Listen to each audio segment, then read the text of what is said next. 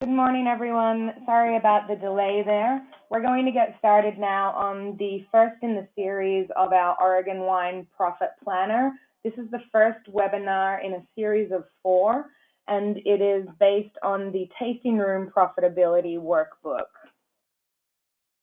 I'm just going to go over some housekeeping very quickly before I hand you over to Tim Hanai, MW, who will give you the case study and walk through on how to use and save and create your profit planners. So I'm going to keep all attendees on mute, but please feel free to ask questions using your question tool in the taskbar through the comments. We will answer any questions as they come up, and they can be directed at either myself, Tim, and anyone else who is here and able to answer these questions. So please feel free during the webinar to send through questions. This webinar, slideshow, and a recording of this presentation will be available to view or share on our website at industry.oregonwine.org. And we'll be sending out a follow-up email with a request for you to fill out a survey on your experiences with this webinar and the Profit Planner, and also a link to the webinar and other resources available. So today's agenda, I'm going to quickly go over a review of the Profit Planner and how it came into existence. For those of you that don't know me, my name is Bree Stock. I'm a Master of Wine, and I'm the Industry and Trade Education Manager here at the Oregon Wine Board. We are joined by Tim Hanai, MW, today, who is one of the US's first MWs and has spent a long time in lecturing in wine business, sales, and business development, and he's known around the industry as a general wine industry disruptor and a great educator. So you should enjoy the seminar with him today. As many of you know, the Master of Wine program has a large component of wine industry business financials, which is extended from the vineyard all the way through to every sales channel. So this is where our knowledge is tapped in from, and we've applied it to the Oregon wine industry through a series of surveys and questionnaires with the industry that were conducted during 2017 since I began in my role with the Oregon Wine Board. The decision was made to invest in developing a profit planner and calculator series, and we've developed these in conjunction with Tim Hanai, who has been teaching wine business through this profit planner for many years. We've created specifically for the Oregon wine industry a vineyard profit and loss and cash flow workbook, a winery cost of goods workbook, and a tasting room profitability workbook, along with a marketing, sales, and portfolio management. These workbooks are designed to explore financial implications of the decisions across the key areas of your winery business and vineyard business management. It will enable the vineyard, winery, and sales channel planning that stimulates financial success across the whole business. Its aim is to empower small Oregon vineyards and winery teams to make better informed business decisions, and your whole team can really be engaged in this process, and the links and account access can be shared with your entire team to give more ownership of the decisions that affect the bottom line in our wineries on a day-to-day basis. This tool is free to all in the Oregon wine industry, and as I mentioned earlier, it has been developed over the past year and a half with a series of data collection and research from our industry leaders, and that's from OSU researchers such as Patty Skinkus and Bo Ollens, through to GMs, the education committee that I work with on a weekly basis, and vineyard managers in our region. The Profit Planner, we have a quote there from Meg Murray, who agrees that the Profit Planner helps pull all the important data inputs together to show quick, digestible information that you can feel confident in making informed decisions and go back to what drives your business forward. making, marketing, and moving your wine. And thank you, Meg, for contributing that comment. The steps to using this profit planner, please share with others in the industry. We simply ask for you to request access to the profit planner, which can be done through our website. You simply then log in and create a workbook, which is what Tim is going to teach you to do today. Enter your costs, pricing, and other program elements. And it shows very easily through a plug and play concept how these inputs affect profits. And then you can share these with your managers and accountants. As I mentioned earlier, we have utilized a lot of Oregon Wine Board led industry to fulfill the plug and play aspects of this profit planner. So we've taken information from the Oregon Wine Census, which is updated annually, and the Vineyard update from OSU that was just completed and is available as a PDF download on our industry site also.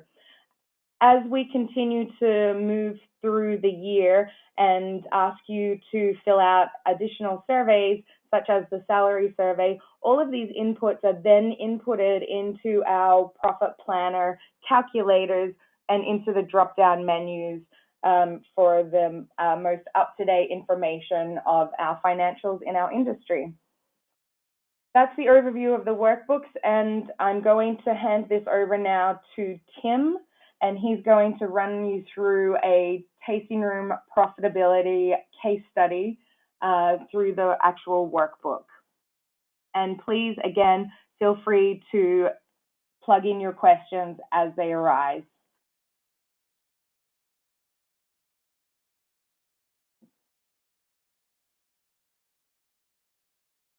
And good morning, everybody. This is Tim Hanai. Thank you, Bree, and really excited to be launching this. And it looks like we've got a really great turnout for this webinar.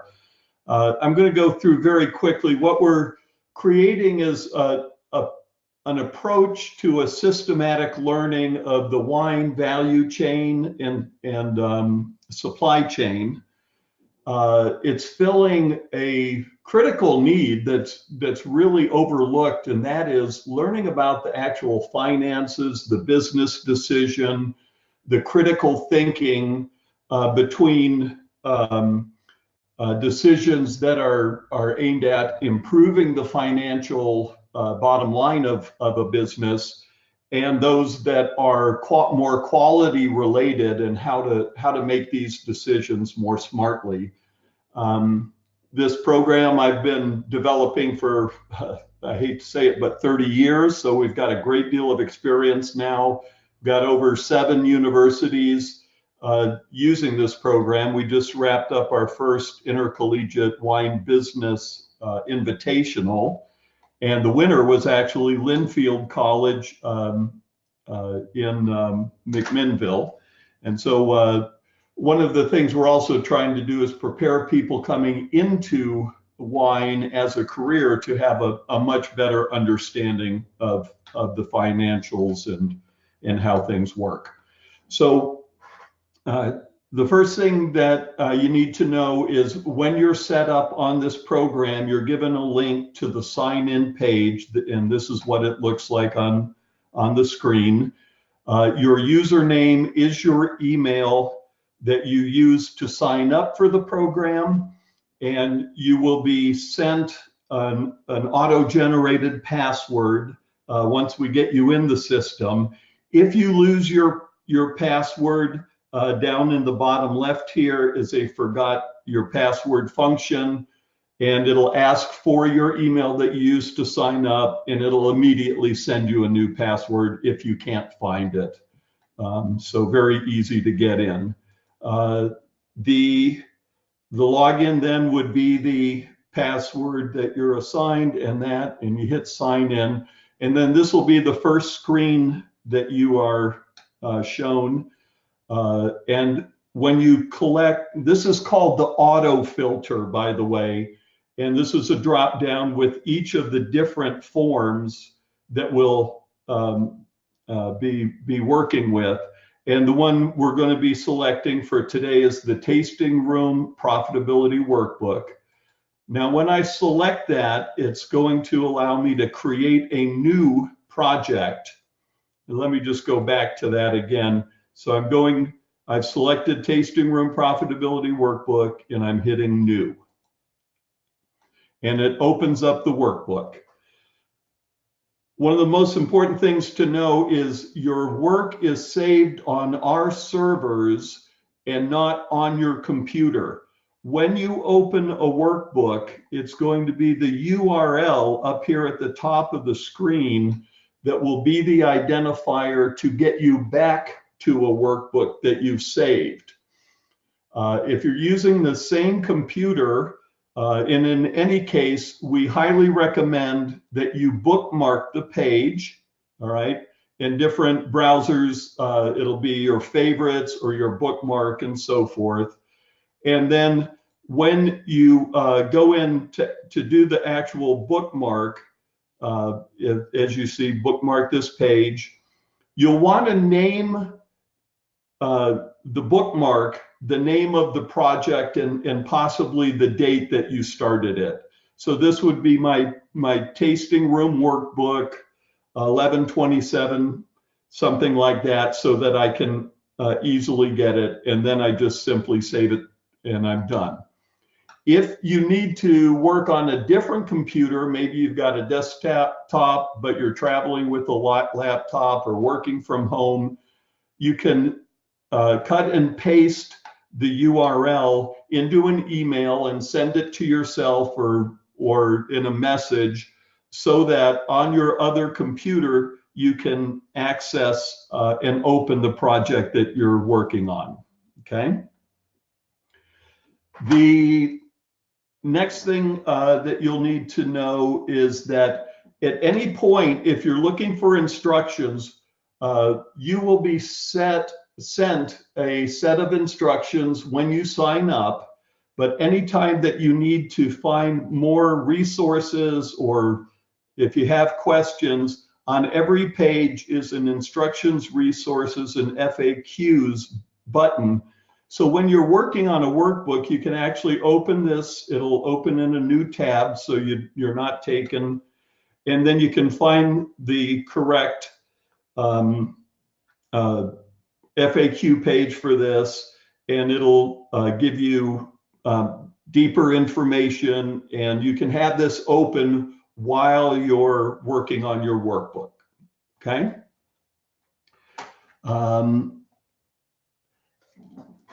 At the beginning of this process, you're going to be making a lot of assumptions, and over time, refining, revising the numbers. And then I'm also going to show you how to take an existing workbook and clone it, make a copy, so that over time you've got a primary project that you've been working on, but when you're ready to do a revision, you can simply clone it and keep your bookmark for that page, and then bookmark the new clone of this for next year's or for doing new forecasting and so on. So I'll run through that as we get into the program, okay? So you start by entering your winery name. And so this could be Bend Winery. I'm located here in beautiful Bend, Oregon.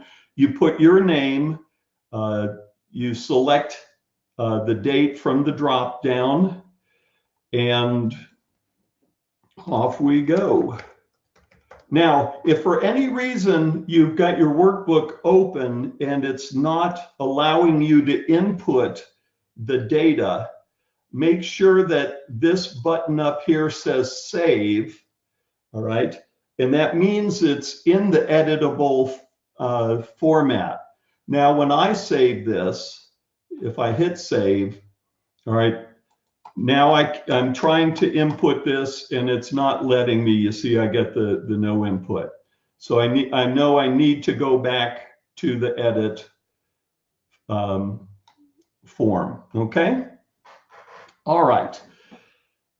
Everything in the book is pre-filled out simply to provide reference numbers and a certain degree of bookmarks. And this is, as Bree is saying, make sure that your winery is participating in salary surveys and grape pricing initiatives and so forth, because the more benchmarks that we can get from industry studies and this kind of data collection, the more we can improve the numbers that are in these workbooks.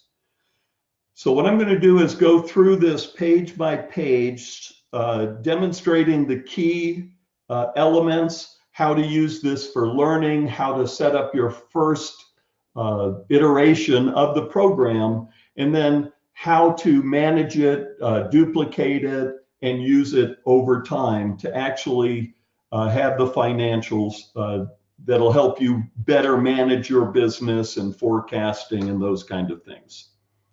So on the first page, and the pages are S1, S2, these are the different tabs for each of the pages. You can see we've got a field such as how many days is your tasting room open? And as we go through and change numbers, I want you to look over here at what happens to my revenue, what happens to my expenses and payroll when we get to that, and of course, the all-important bottom line, what is your profit and loss? So if I were to change this and decide that I need a few more days off for the holidays and decide I'm only open 340 days, I input that number, and then when I click off of this, you'll see it's revised all my numbers here. It hasn't changed my expenses and payroll because I haven't actually made any accommodation for that, but there you go. Some of the things that you're going to be asked to input are frankly quite challenging to find. And so a lot of the time, especially in the beginning, you're going to use what's called in the tech industry swag. And hang on just a second, I've got a question coming in here.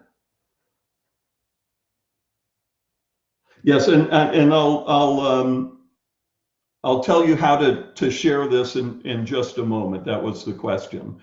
So the things like the average daily visitor count, these are, there's a lot of conversations, and I do multiple programs with this all around the world with this program, and it's how do you get your daily visitor count? There's a number of different ways, and you should see if you can find the best practice that works for you. The difference between the daily visitor count and the customer count is the customer is actually converted and it's a visitor who makes a purchase. The importance of this number is that it's going to also show you what your visitor conversion rate, so that over time you can see if you can implement different strategies and tactics to help get more of visitors actually make a purchase and become a customer. So these are the key numbers that we're going to be looking at: revenue, expenses, and payroll. And just quickly, if you want to share the project, the way to share the project is I'm going to hit save. And then what I'm going to do is save this as a PDF, okay? So it'll open up, it'll give me then where do I want to save it, how do I want to save it, and then I can save it to my desktop or to a file. This will go into a downloaded. So if you want to share the project, you can save it as a PDF and then share with whoever you need it, make notes, those kind of things, okay? If you want to share so somebody else can work on the workbook, then you have to do it by sharing your email username and your password. Of course, all the normal cautions about somebody else going in and doing work and messing up what you've done become important as well. So you can share with somebody the URL. Don't forget that's required to be able to get back into it. Share your email address and share your password if you feel confident and want to have somebody else that can work on the workbook as well. The other thing is that you can clone and make a copy of the workbook and then share the clone version with somebody else. It's up to you, okay? And Bree, let me know by text if that didn't answer the question that was, or if it needs further clarification. Let me open up, make sure I can see my chat. Okay, all right. So I'm going to go back in to the edit mode, and then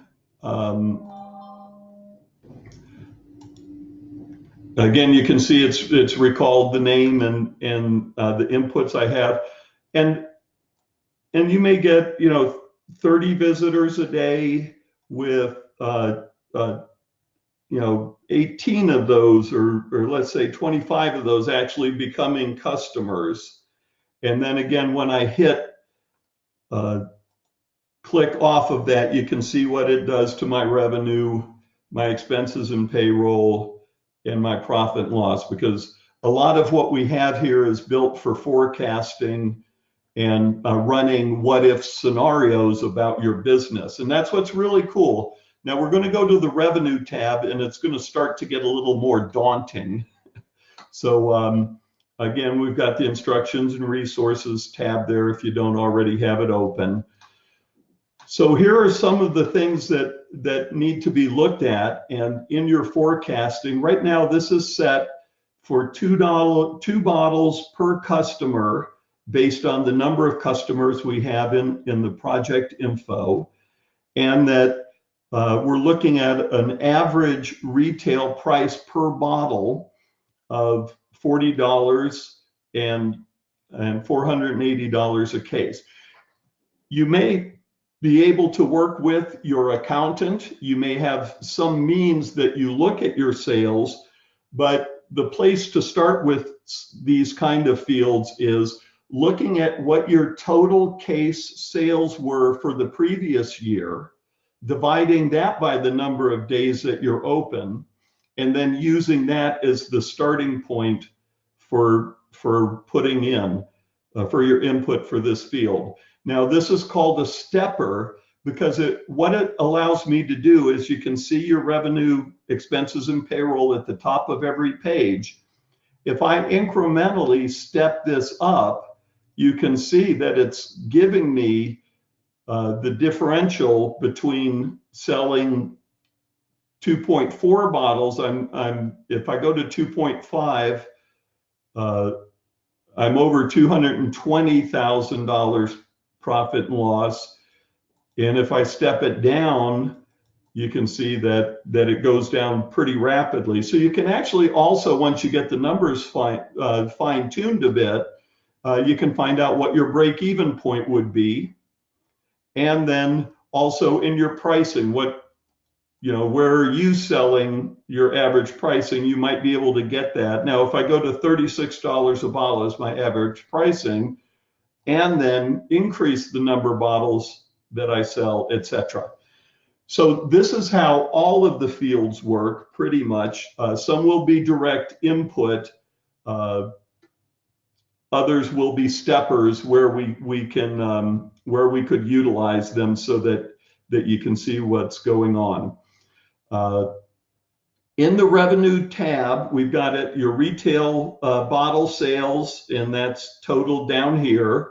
Merchandise sales, what's the average for merchandise, if you have any perishable food sales and anything else that you might be selling as merchandise or that's separated out, okay? So again, these are steppers so that you can easily put those in and then see what it's doing up here to your bottom line. Uh, when we come to tasting fees, we've got it broken down into 3 tiers, and what percentage of visitors select each of the different tastings. So you might have one general tasting, it's 15 or 25 or $50 or whatever it is. So you've got what percentage of people pay for the, out of all your tasting fees sold, what's the percentage of people who are doing tier 1? How much does that cost per person?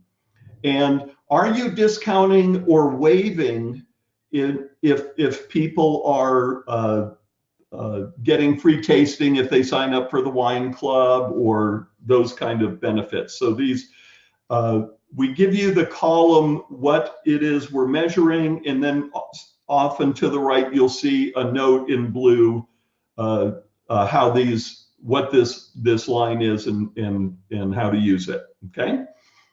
So then if you might have another tasting program that could be a little bit, it could be your reserve or VIP club, that kind of thing. It might be a little more expensive, but not as many people purchase it, and those kind of things. And then the third tier might be a seated educational tasting or this or that. So it enables you to break down your tasting revenue into 3 tiers. You might also have events. This is not an event planning financial, but it's very valuable to put in how many events a year, how many, an average number of attendees. And again, you'll have to often refer to your previous year to help sort of sort these out. Average price per ticket. And then there's the capability of separately tracking what are your bottle sales for events, or you may choose that these are going to be rung up at the main register anyways, and this might be 0. So it gives you the opportunity to do it separately or not based on the events that you have.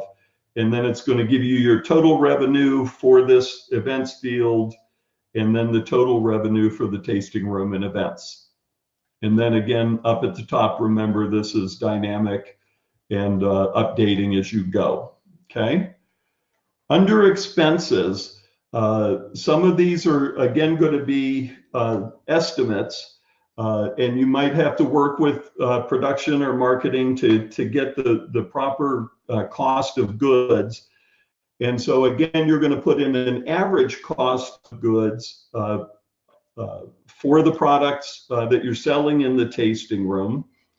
And then in your actual tasting revenues, you're going to need to say how many wines, what's the average per ounce, what's the cost per bottle of goods for the tasting, and then it'll break these down also. And again, wine for events and so forth, and let you manage these. So you might want to run a scenario that if you increase this to 5 wines, you can see what it does to my bottom line. But maybe I want to do 5 wines at 2 ounces, okay, and we get back up and so forth. All right. So this runs you through those scenarios. Your cost of goods non-wine, again, are kind of group sourced, and you put in what's your margin for your merchandise. If it's Keystone, that would be a 50% margin, meaning you take the cost of the corkscrew or the t-shirts or the decanters or whatever it is. And so if you put in your 50% margin, then it'll run your cost of goods for non-wine merchandise. We also have a field for managing your average cost per customer for paper goods and carriers and those kind of things. And again, if you can get those from your finance person or accountant, or if you're doing that, you can take last year's purchases divided by the number of customers. And this is something that's important to refine and revise over time. This field is how much do you spend on non-wine food items that are on your tasting room bar or part of a seated tasting, that kind of thing. And then how much are you spending on annually per person on glassware, decanters, dump buckets, and so forth. So these are the elements that are used for the tastings and in the tasting room that you use over time. Now we get into sort of hard numbers. Are you paying for facilities and utility fields or fees? So what's your rent, mortgage, or lease? Your water bill, your electricity, your gas, your phones, internet, and your POS systems and service. All right, so that's pretty straightforward. An annual marketing budget. Now, this is where you get to again start to look at the best practices in relationship to how much you're spending. So on advertising, local regional outreach, printing, and social media promotions. And that'll then give you your annual marketing budget. Outside services for insurance, general shipping. This is not for wine club, but these you may or may not send wine to people at their home that they purchase. This is also anything that you might send out. So this is just general shipping. Do you use any consulting, outside education, or training for IT, sales, wine education, that stuff? Your laundry bill, drinking water, first aid services, bank charges. And in the bank charges, you'll be asked what's the average charge and what's the percentage of what you ring up done via credit card swipes and those kind of things. What's your security, pest control, waste disposal, etc. And then finally, licenses and permits, legal fees, office supplies, etc., etc. All right. And then this tasting room wine club travel is going to events, participation at various larger wine tasting. Food for staff is pizza and snacks for meetings and that kind of stuff. Right.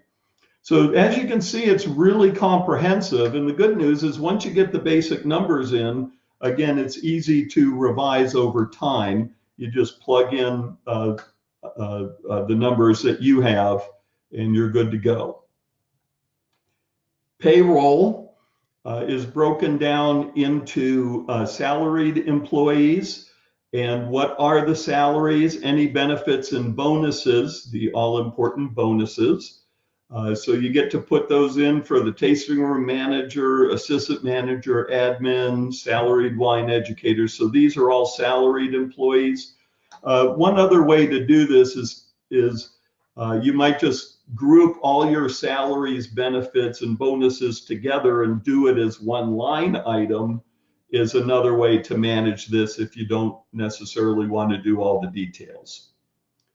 The hourly employees then, we have two levels. We also have fields for on-call staff, hourly wine educators, culinary, other, and janitorial, groundskeeping, and then any payroll taxes for part-time. And payroll taxes actually should be included in these amounts up here. All right. And then we've got a field also for managing different types of incentives and bonuses. One of the things a lot of people are doing, a best practice is a daily tasting room incentive for as a percentage of sales of wine and merchandise. So you get to put in if you're going to have a budget for that, and then this will tell you what that budget is at a various levels.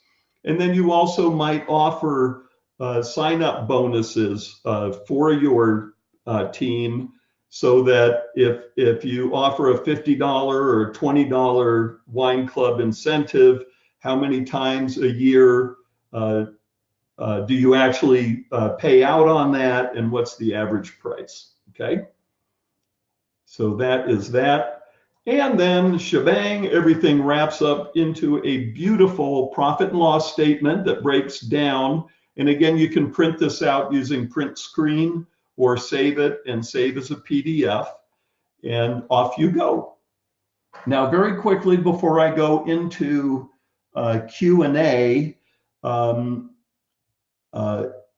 if I want to clone this project again, I save it, and it's got everything I need, and then wait for that to populate. I clone it, and as you can see, it'll do that. It's going to give me a new URL up here, all right? So now I need to save this, bookmark it as I did. If I'm going to work offline, if I'm sharing this with somebody else, this is how you get back to your program. And now when I bookmark and name this, I might want to call it Tasting Room Financials, version 2 or forecast. So once you get your preliminary numbers in, you can use this over time. And now I could go in and say, well, what if we opened for more days? What if we opened or increased our number of bottles per visitor sales, those kind of things. And then you can use those to compare and to forecast and manage. At the end of the year, then you can do another clone and do your finals and actually put in the hard numbers that can be provided by your accountant or from the records that you keep or the reports that your POS provide. So that's the down and dirty of it, and be glad to field any questions anybody might have. Great, thank you very much, Tim. And hopefully everyone was able to really see the usefulness of this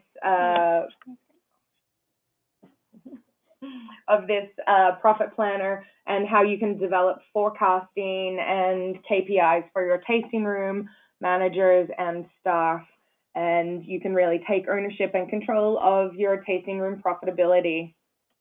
We have a few questions that came in. We have some questions that have come in, so we're just going to read through those. So is there an Excel output with the functions? There is not an Excel output with the functions. We don't have the ability to do that at the moment with the current planner, but that said, you can clone your screen or share your LinkedIn ID and print it out as a PDF.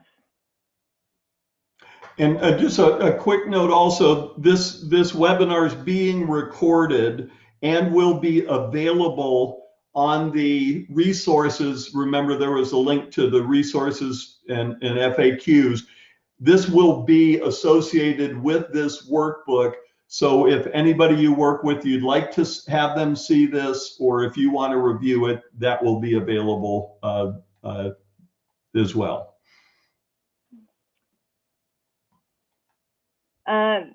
Tim, there wasn't a revenue area for Wine Club. Since that is typically a fixed dollar amount, set discounts to SRP to a somewhat fixed number of customers, how do you recommend integrating that into the spreadsheet? We find it as a general best practice, the Wine Club is best managed as a separate if you will, business unit with its own P&L. And we will be providing shortly a wine club workbook as well. And so we'll have that within a month, and it'll just show up in the pull down. We'll send an announcement when it's available. It wasn't part of our original terms of service for this, but we're building it, and we'll have it available for all the users and let you know when it is. Yeah, as we're finding as we launch this profit planner, what we're finding from the industry is more questions that are coming out from people who weren't necessarily engaged in the original development of the program. And so we'll be continuing to build into the workbooks additional profit workbooks, and also offering additional specific workshops for D2C metrics and things like that as we go.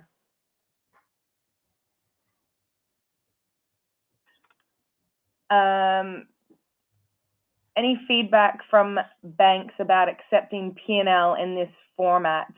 Yes, actually, Sean Kolb from Northwest Credit Services has actually passed this profit planner out to his clients, as has Keith Myers and the Silicon Valley Bank team as well. There, we consulted heavily with accountants and industry bankers, and they all agree that this is a great stepping stone to allowing them to more thoroughly and quickly give you what you need back in terms of all of your financing and taxation.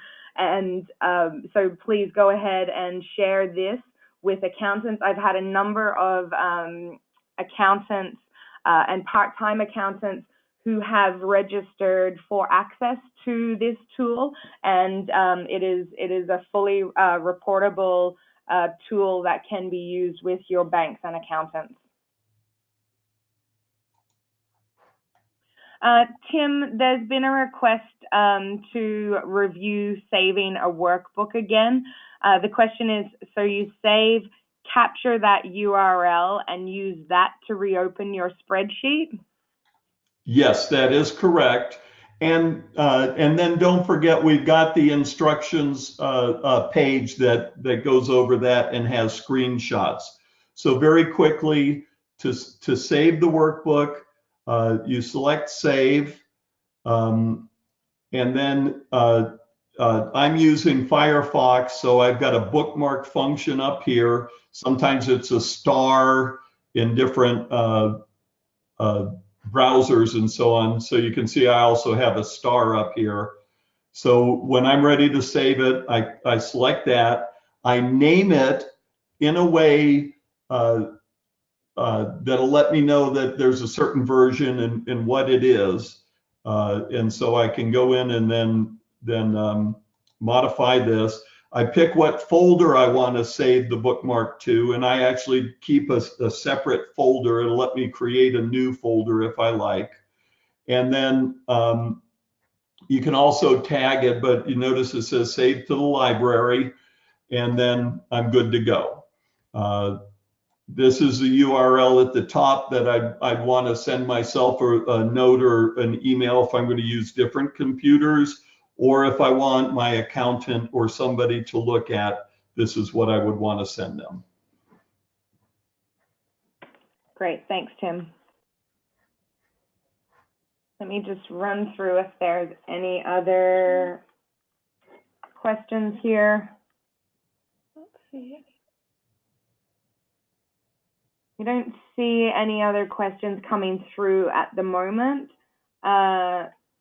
So just a quick overview and reminder, please share this with any of your staff and any other producers that you see at AVA meetings.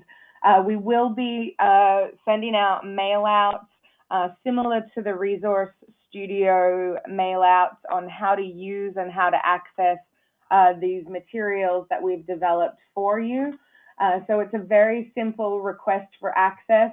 you simply go to the industry.oregonwine.org website, click on the education tab, and then click on the drop-down Oregon Wine Profit Planner. You will then have an opportunity. This is the page that comes up. You will see the request for access on the bottom, towards the bottom of that slide. And Tim also showed you on this page, you do also have access to each individual workbook and the additional resources available on each of those pages.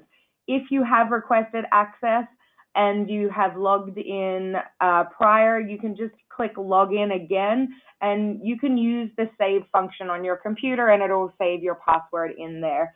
If you have not requested access before, there's also the request access button right under that login key as well.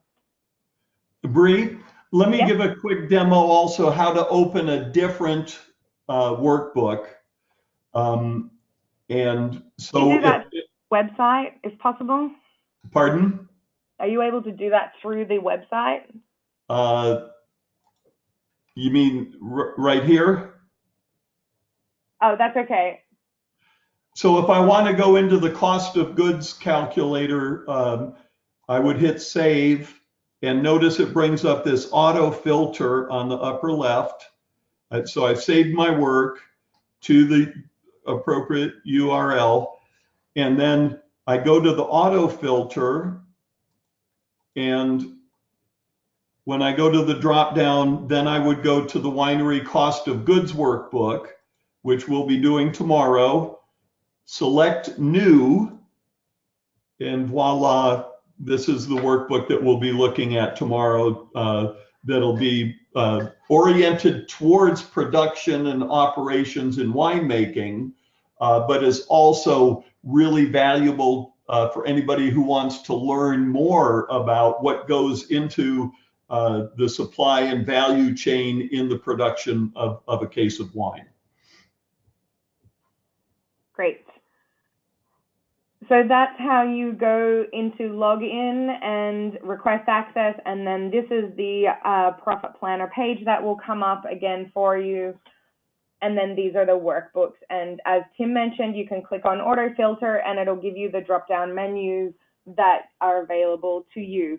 And please be aware that as soon as you request access and receive access to the profit planner, you have access to all the workbooks. They are not individual access requests. You have access to all of those workbooks. There will also be on that profit planner page on the education drop-down side of the profit planner access to tutorials, and we will be continuing to build out this site as we continue to do workshops around the state, continue with symposiums, develop more webinars for the industry. So for instance, you can see at the Vineyard P&L site there, we have the video on increasing grape value from 2016. We will also be loading into there the current Pinot Noir P&L from OSU that's just been conducted. There's a video on powdery mildew management, and those will be still completed for the rest of the workbooks as well. So for instance, we will have the D2C workshop that the WISE Academy hosts at Symposium this year, and the other WISE Academy workshops that we hosted earlier in the year that were recorded as well. We will also get more specific as we're able to, and as we develop more content that we can use directly with these profit planners, and all of this will be saved and stored in those resources. So what next? There's more profit planner webinars coming this week. Tomorrow morning we have the winery cost of goods workbook. Understanding your cost of goods is an important, extremely important function of winery profitability, and we'll be covering that tomorrow morning. And then Thursday we have the marketing, sales, and portfolio management workbook. Friday we have the Vineyard P&L workbook. Coming up, Oregon Wine Symposium in February. This year it's the 12th and 13th, so prior to the holiday weekend. just a reminder that early bird pricing is still available on that, and the email follow-up that you will receive from this webinar will have a direct link to the Oregon Wine Symposium for registration. If you haven't registered yet, please do so and capture that early bird pricing.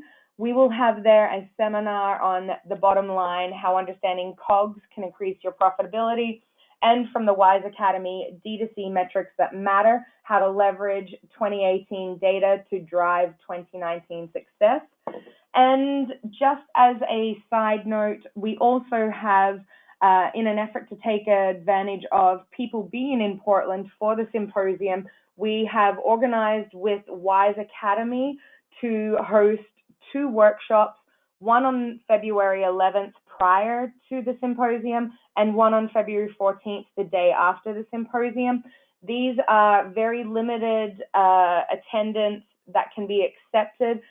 Go on and register now for your place at that seminar. It is a steal. We are subsidizing this seminar from WISE, and it is only going to cost you $55 a seat, as opposed to the regular $800 that WISE would normally charge if you were to do this on your own. So if you would like us to continue to keep sponsoring and bringing these workshops to Oregon, please support this workshop and sign up for it at a steal rate of $55. That will all be coming through to you on an email coming through very shortly, which will also have registration links for all of the above, for more of the profit calculators, and also a survey which I would ask that you fill out, and please be honest with your feedback on today's webinar and what you need from us. We respond as accurately and as swiftly as we can to your requests, but we need your feedback. So please fill out that survey link. And thank you for joining us today. And if there are any final questions, please send them through now.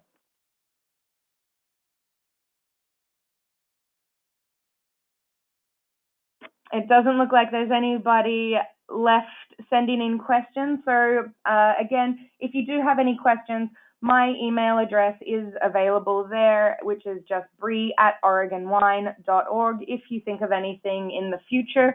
And please tune in tomorrow for the COGS webinar. Thanks again.